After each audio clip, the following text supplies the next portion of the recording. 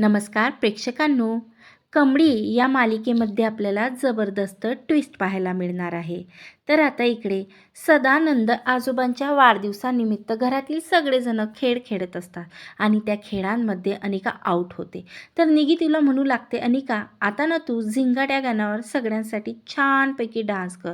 तू खरंच खूप छान डान्स करते. त्यामुळे अनिका खुश होते आणि डान्स करायला तयार होते आणि मग त्यानंतर ती राजनला आणि रागिनीला देखील तिच्यासोबत डान्स करायला सांगते.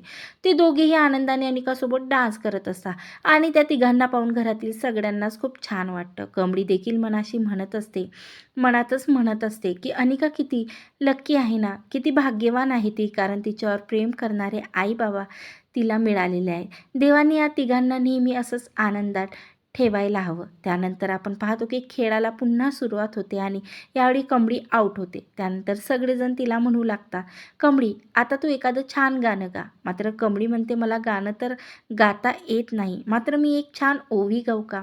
आणि त्यावेळी अन्नपूर्णा आनंदाने बोलते, ठीक आहे कमळी, तू गा, ओवी बोल, छानशी ओवी म्हण. आणि मग कमळीसुद्धा एक ओवी गायला सुरुवात करते. सगळेजण अगदी मन लावून कमळीची ती ओवी ऐकत असतात आणि रागिनी, कामिनी आणि अनिका मात्र एकमेकांकडे हसतच बघत असतात.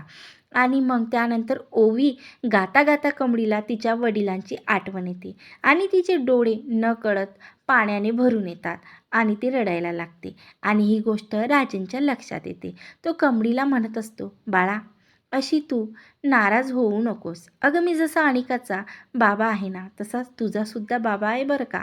आणि राजनचे हे शब्द ऐकून सगळ्यांनाच धक्का बसतो. अनिका तर खूपच चिडते. तर राजन पटकन म्हणतो, मला तसं नव्हतं म्हणायचं.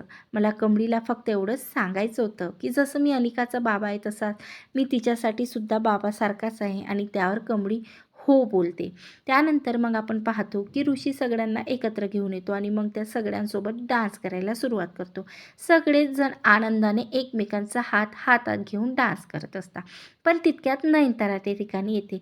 हे सगळं काही पाहून ती खरंच खूप चिडलेली असते आणि ऋषीला म्हणू लागते, हे काय चाललंय ऋषी तुझं? तिलासुद्धा त्या सगळ्यांमध्ये सामील करून घेतो. पण त्यावेळी ती नयनतारा नेमकी कमळीच्या जवळ उभी असते.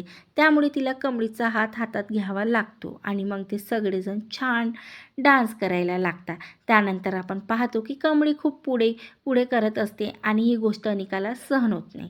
ती चिडूनच रागिनीला आणि कामिनीला म्हणत असते, माझ्या ग्रँडपाचा वाढदिवस आहे ना, मग या कमळीचं काय आहे? इथं सतत इतकी पुढे का करत असते? आणि त्यावेळेस रागिनी म्हणते, मला सुद्धा ना आता या मुलीचा कंटाळा आलाय. तिच्या डोक्यात नेमकं काय सुरू आहे काय माहिती. आणि हे सगळं ना फक्त आणि फक्त माझ्या सासूमुळे घडतं.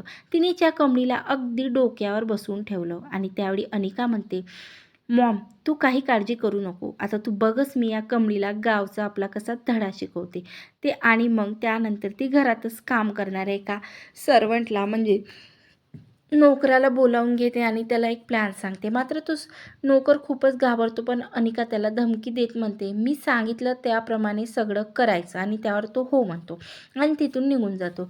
रागिनी आणि कामिनी मात्र खुश अनिकाला शाबासकी देत असतात. आणि मग त्यानंतर आपण पाहतो की कमळी अन्नपूर्णासाठी ज्यूस घेऊन चाललेली असते.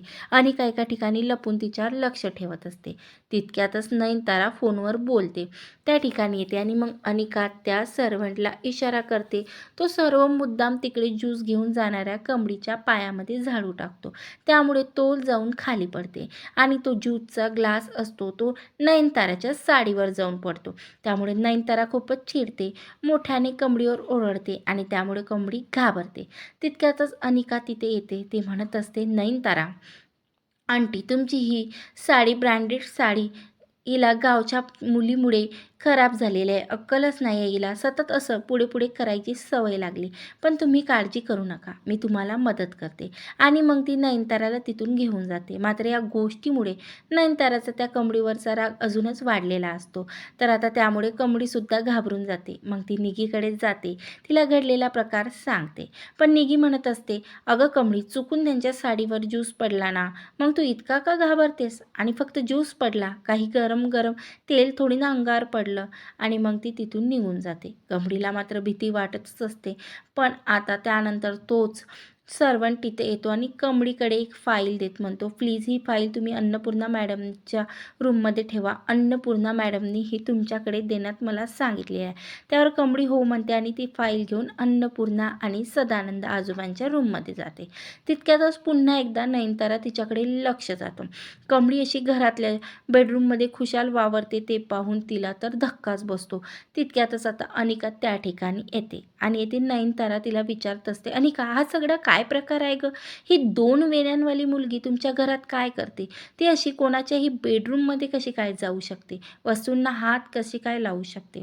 तुम्ही तिला काही बोलत नाही का? आणि त्यावेळी अनिका नाटक करत नयनताराला म्हणू लागते, तुम्हाला तर माहीत आहे ना की कमळी किती गरीब आहे. तिने इतकी श्रीमंती कधीच बघितली नाही.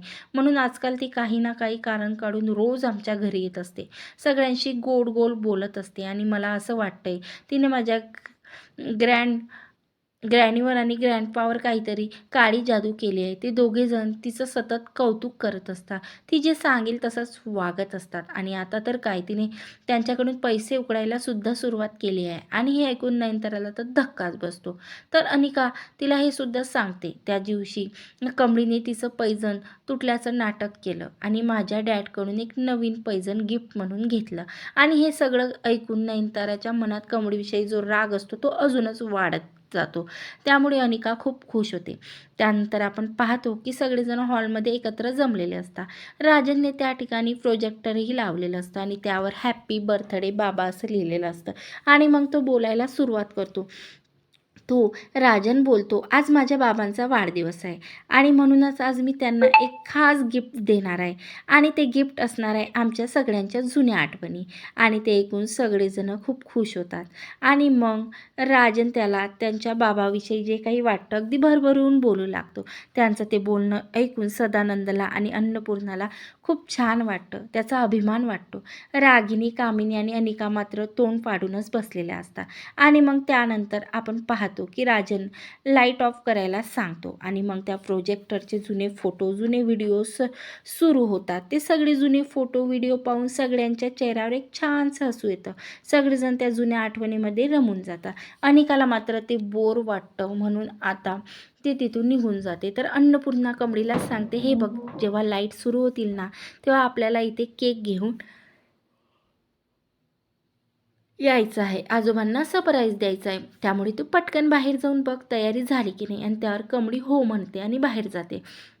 तितक्यातच ऋषीला सुद्धा साहेबांचा कॉल येतो. त्यामुळे तो देखील कमळीच्या पाठोपाठ बाहेर पडतो आणि नेमकी त्याच वेळी कमळीची ओढणी तिथेच असणाऱ्या एका झाडावर अडकते.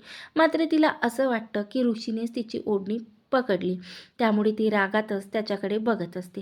तर ऋषी हसतच त्याचे 2 हात वर करतो आणि म्हणतो, मी तुझ्या ओढणीला हातही लावले नाही. त्यामुळे कमळीच्या लक्षात येतं की तिची ओढणी झाडात अडकली आणि मग ती ओढणी काढू लागते.